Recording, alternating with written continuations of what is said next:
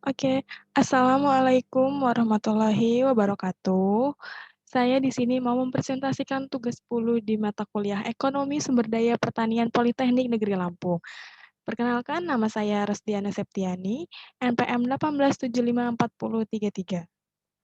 Oke, next. Nah, di sini saya mau membahas mengenai barang publik, eksternalitas, dan barang kepemilikan. Oke, langsung saja kita masuk pembahasan pertama yaitu mengenai barang publik. Jadi di sini definisinya barang publik atau public goods adalah barang yang apabila dikonsumsi oleh individu tertentu tidak akan mengurangi konsumsi orang lain akan barang tersebut. Jadi barang publik itu barang yang tidak dapat dikendalikan oleh siapapun, eee, siapapun berhak untuk menggunakannya dengan hak yang sama. Nah, di sini ada contoh dari barang publik yang ada di sekitar daerah rumah saya. Yang pertama di sini ada lampu jalan.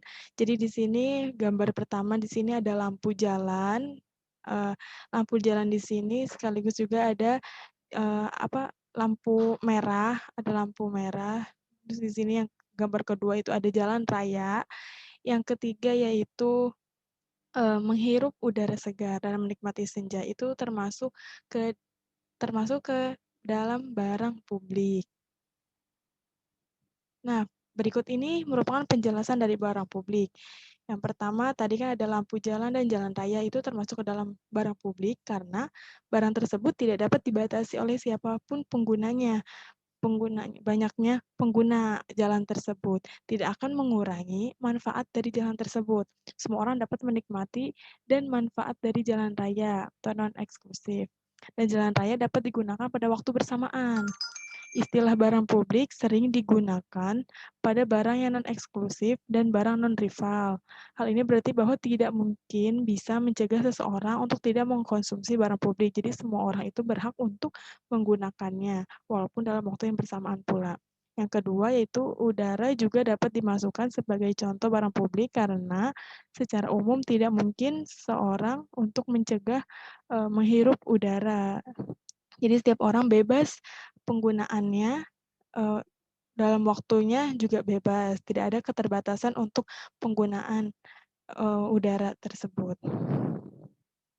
Oke, selanjutnya masuk ke eksternalitas. Jadi definisi dari eksternalitas di sini yaitu dampak yang dihasilkan dari tindakan seseorang yang dapat mempengaruhi kesejahteraan orang lain, tetapi pihak yang pihak yang dirugikan tidak mendapat kompensasi dari pihak tersebut. Nah, di sini ada contoh dari eksternalitas yang ada di daerah dekat rumah saya. Yang pertama di sini ada kemacetan jalan, itu termasuk ke eksternalitas negatif. Terus yang kedua di gambar kedua di sini ada keramaian mall, bisa dilihat pada videonya. Nah, di sini mall di sini sangat ramai sekali. Itu termasuk ke dalam eksternalitas negatif. Selanjutnya gambar yang ketiga di sini yaitu ada taman sisi jalan, itu termasuk ke eksternalitas positif. Oke. Nah, berikut ini penjelasannya. Penjelasan dari eksternalitas negatif yaitu yang pertama tadi kemacetan. Kemacetan lalu lintas adalah masalah yang lahir yang timbul akibat perbuatan masyarakat itu sendiri. Akibatnya, polusi udara semakin banyak dan akan memberikan kerugian kepada pihak lain. Eksternalitas kemacetan juga membuat kenyamanan hilang pihak lain untuk berjalan kaki atau bersepeda di suatu tempat. Selain itu, kerugian lain yang didapat yaitu kehilangan waktu akibat lamanya waktu di perjalanan. Nah, penanganan di daerah setempat yaitu satu, pengaturan jalan dilakukan oleh beberapa orang volunteer. Yang kedua, mengarahkan untuk tidak parkir di sisi jalan. Yang ketiga, merapikan pedagang yang berjualan di sisi jalan. Nah, solusinya yang pertama yaitu menyediakan sarana dan prasarana umum yang layak. Apabila sarana dan prasarana tersebut layak digunakan, tentunya akan menarik para pengguna jalan untuk beralih dari menggunakan kendaraan pribadi ke kendaraan umum. Selanjutnya yang kedua yaitu menambah fasilitas lahan parkir. Dengan menyediakan lahan lahan untuk parkir yang letaknya strategis, itu akan mengurangi kendaraan-kendaraan yang parkir di sisi jalan. Selanjutnya yang ketiga itu perlebaran jalan untuk memperluas akses jalan. Yang keempat itu disiplin dari pengguna jalan itu sendiri. Jadi tidak saling egois satu sama lain. Nah, untuk penjelasan mengenai kepadatan pengunjung. Kepadatan pengunjung itu termasuk ke dalam eksternalitas negatif karena kelebihan pengunjung dapat membuat ketidaknyamanan pengunjung lain. Banyak pengunjung yang tidak dapat tempat duduk dan kesulitan dalam akses jalan di sekitar mal.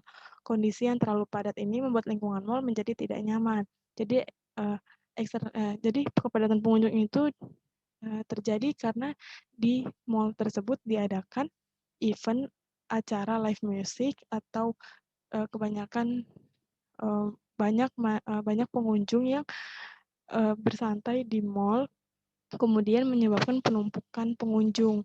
Jadi membuat pengunjung lain merasa tidak nyaman karena terlalu padat.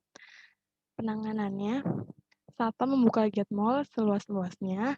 Yang kedua, pemberlakuan untuk tutup lebih awal, terutama tempat makan. Yang ketiga, pemberian tanda X di tempat antrian. Yang keempat, area wajib masker.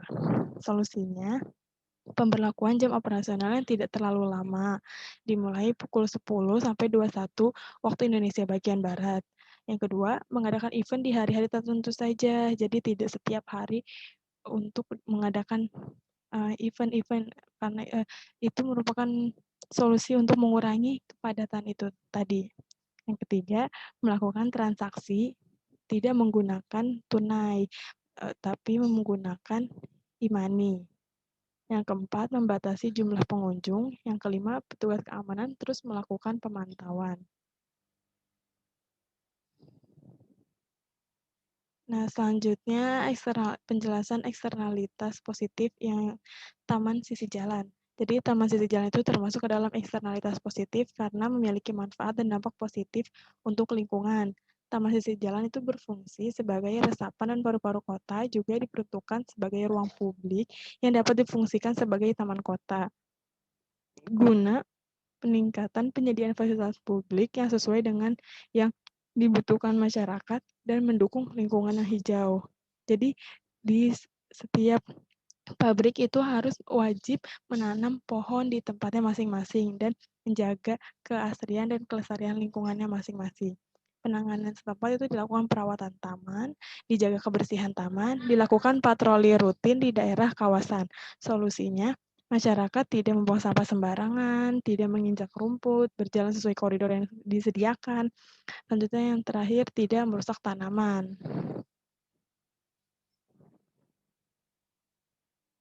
Nah, yang terakhir di sini ada barang kepemilikan. Jadi, barang kepemilikan itu barang yang sah atau secure claim terhadap sumber daya atau jasa yang dihasilkan dari sumber daya tersebut.